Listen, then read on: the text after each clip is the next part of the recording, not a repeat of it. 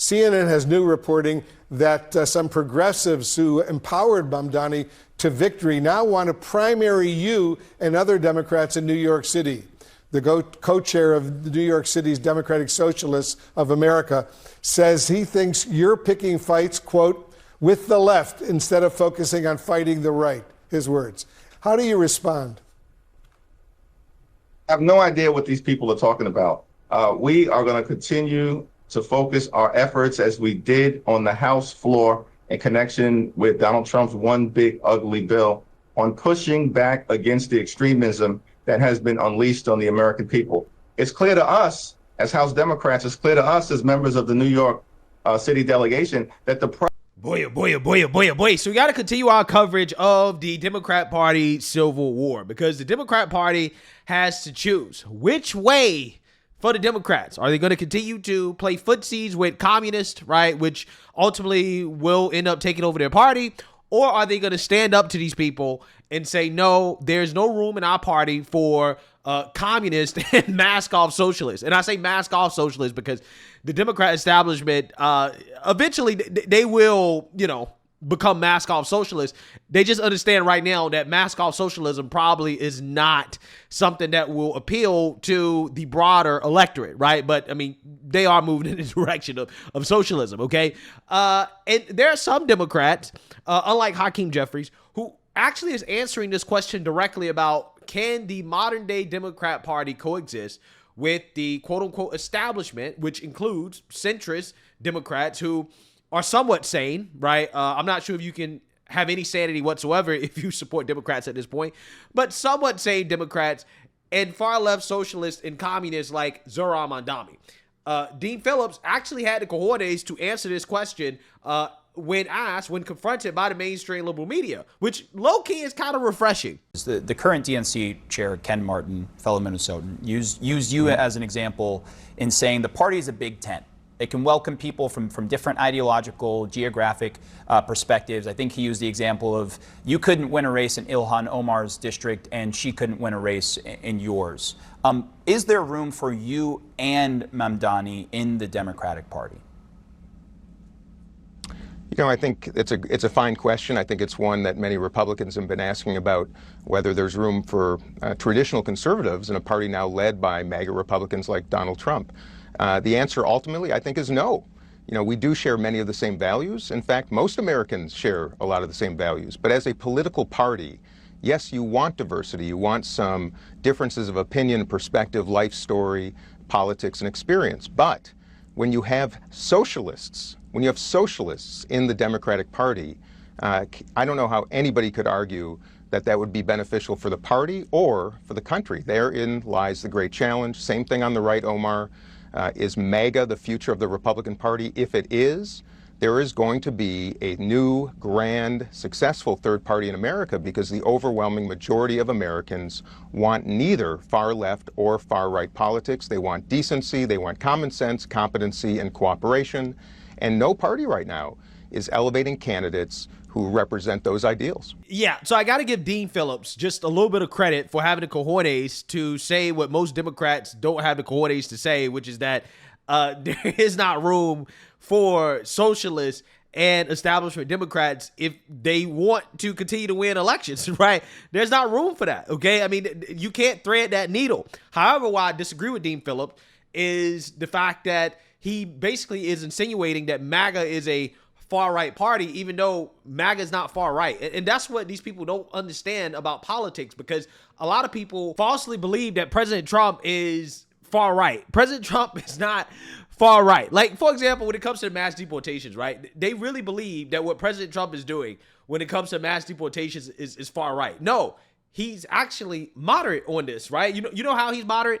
Because the actual electorate believes that we need to mass deport all the illegal immigrants, right? This is why every time, it doesn't matter which liberal media outlet does this poll, a majority of the American people say, yes, all the illegals should be deported, right? This is what they say. Now, what would be quote unquote far right in the context of illegal immigration? Well, in the context of illegal immigration, or just the immigration conversation in general, is if President Trump said, we're not going to have any immigration whatsoever, right? No immigration whatsoever. Okay. We're keeping everybody out of the country, legal and illegal. Nobody comes in. That would then get into the territory of so-called far right. Okay.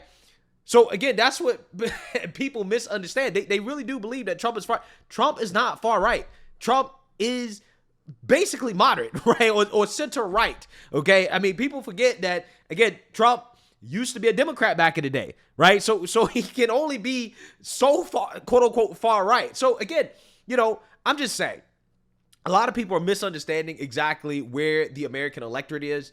And that is where Democrats are making a mistake, because again, they keep trying to play footsies with these communists, but you can't do that and appeal to normal, insane people in this country. And Democrats are finding out the hard way, because the communists are basically plotting to overthrow the party. And one of the Democrats that they're planning to overthrow was confronted on CNN about this. And let's just say he's having a hard time coping with this reality. So without further ado, let's get into it. Tonight, the midterms may have just gotten a little bit harder for some New York House Democrats. Looking to capitalize on Zohran Mamdani's meteoric ascent in New York City, some of his allies are now threatening to primary some Democratic incumbents in next year's election. CNN asked Mamdani if he'd stop those potential challenges, and his press secretary said that he was declining to comment. So, who ended up making that list? Well, there's House Minority Leader Hakeem Jeffries, Representatives Yvette Clarke, Dan Goldman, Jerry Nadler, and yes, Ritchie Torres, who is with us at the table tonight. So, what do you think? I'm honored. I think it's fair to say that my colleagues in the New York congressional delegation and we do not care about the Democratic Socialists of America. We're focused on defeating congressional Republicans in the midterms and making Hakeem Jeffries the Speaker of the House and reversing the catastrophic consequences of the Republican reconciliation bill. We could care less about Mickey Mouse primary challenges. Now, let me ask you this. How the hell does the first openly gay Afro-Puerto Rican congressperson from the Bronx end up being establishment? What does establishment mean these days in the Democratic Party? Well, for me, the lesson learned from Mamdani's victory is that there is no Democratic establishment. What do you mean by that? Are you being honest when you say you don't know why they're targeting you? What do you mean by that?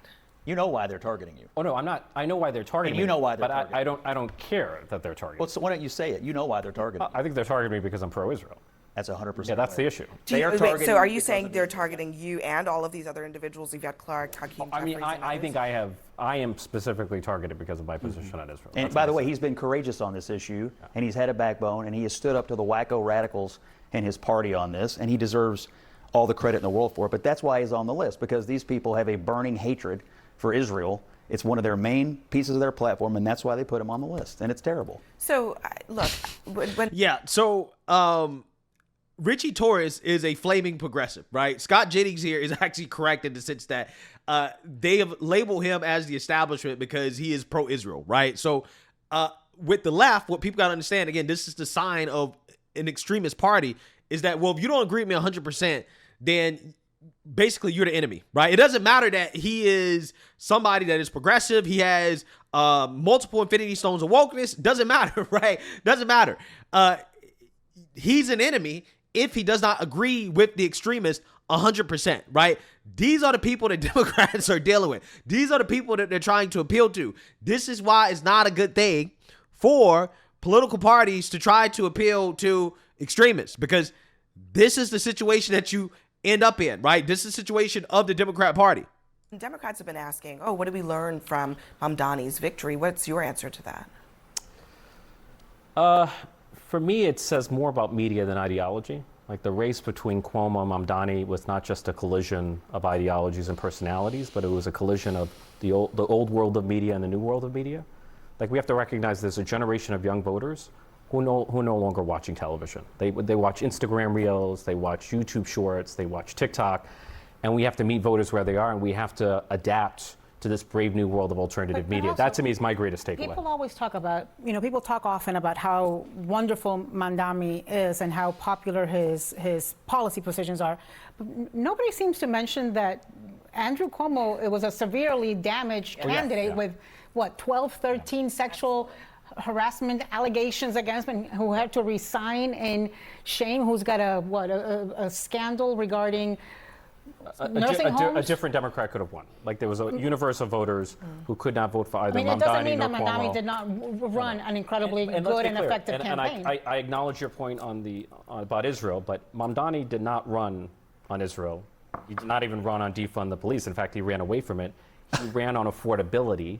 And the fact is, there is a generation of young voters who are struggling with the crushing cost of housing and higher education and healthcare, and who want to hear candidates speak to their anxieties about the affordability crisis.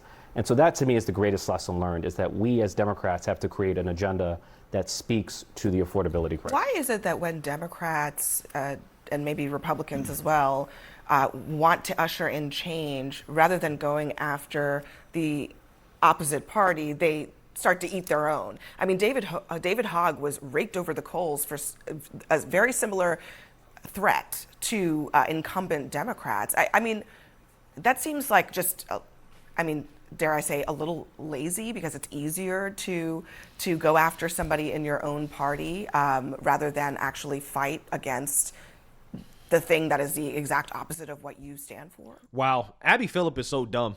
She might be the dumbest anchor in mainstream liberal media, because she literally just said that, well, it is easier to fight your own party than it is to fight the other party. That's actually the exact opposite of reality. It is much harder to fight your own people than to fight Trump, right? In the case of the Democrats, right? Again, David Hogg found that out the hard way. Had David Hogg just said F Trump, right, and he made his leadership position in DNC all about F Trump, he would still have a leadership position.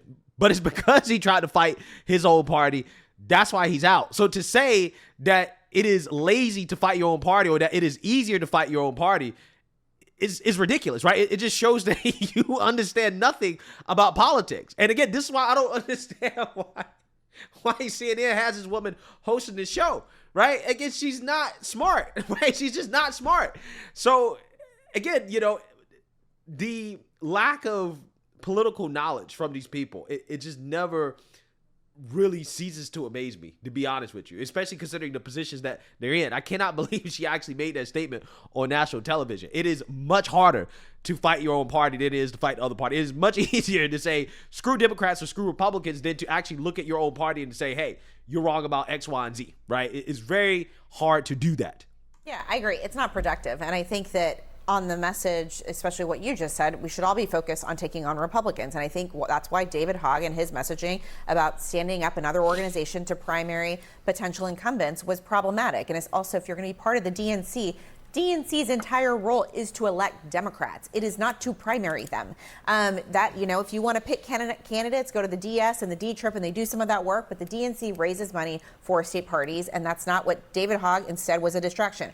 I think all of this is a distraction, to be honest with you. The fact that we're arguing about this whenever Andrew Cuomo is highly flawed, the only title change that Hakeem Jeffries is going to get is to Speaker, and that is because of the 17 million people that were cut off their health care. And I think that if Democrats continue with that message and continue with doing everything to help the American people and provide more for them, and how Donald Trump is rising costs for Americans, then I think that we will be successful in the midterm election. But it should be a wake-up call to incumbents that they have to work their asses off. Yes. They have to be in touch with their base. Listen, we saw this happen with AOC and Joe Crowley.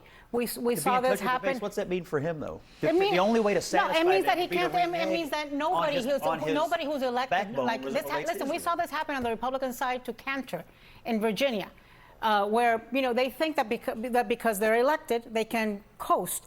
I'm not talking about Ritchie. I'm talking about a lot of other people. So what I'm saying is, it is a wake-up call. This happened to Joe Crowley with AOC.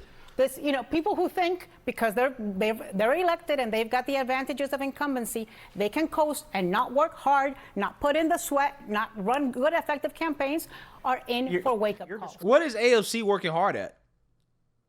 Joe Crowley was not defeated by AOC because AOC is such a great, effective politician. She hasn't passed any legislation. She hasn't done anything, right? What has she actually done? He was defeated because the Democrat Party is becoming a far left party. Their base is radicalized. And because of the fact their base is radicalized, they're now electing radicals, right? The radicals are now able to beat the not so radicals because the radicals are becoming the people with power in the party. Again, I don't understand why these people don't understand the fact that Democrats are too extreme. They're becoming too extreme, right? And what's going to happen is that these Democrats, because of Zohran Mamdani winning the Democrat primary in New York City, they're going to now push more of these radicals into government, okay? They're going to push more of these radicals in the primaries, and Democrats are going to suffer losses. And when they suffer losses, it's going to be much harder for them to beat Republicans, at least for Republicans who aren't equally as extreme, right, to the other side. But that is what's happening, right? These establishment Democrats are losing because they're not woke enough, right? They're not extreme enough. And that's what these people refuse to acknowledge. That's what they refuse to acknowledge. And until they acknowledge that, they're going to have the same problem over and over and over again. They're going to get wiped out. They're going to get wiped out. I'm telling you. Grabbing older elected officials. He's young. He's new. He's only committed one sin in the eyes of these radicals, and that's to support Israel. So to get in touch with the base here would mean to give in to this nonsensical free Palestine movement. That's all he can do. And he shouldn't do it, and he's not going to do it. I just want to point out. It's Mamdani's base. That is not Mamdani. It's Mamdani's Mamdani's base. not the head of the I just want to say the majority. Mark Levine, who won the comptroller's rate, was elected by the same electorate as he is Jewish. He's an advocate against anti-Semitism. He's pro-Israel. So the decisive issue in the mayoral election was not Israel; it was affordability. No, we're talking That's about the issue in which he activists won. who were calling for your primary. And those I guess activists what I was going to say, what I was going to say, Scott, was that I have not seen that as a rationale. I mean, I'm not saying that it's not part of the rationale. I just don't know. So I just want to be clear that you're saying that that's what it is. You're suggesting perhaps Certainly it's in my that case and it's other true. things. Yeah, there's no question that's true in my case. But look, I mean, there's a list of people here, and not everybody is being primaried for the same reason, or threatened, I should say. One of the things that the co-chair of New York City's Democratic Socialists of America chapter says about Hakeem Jeffries is that his leadership has left a vacuum that organizations like DSA are filling.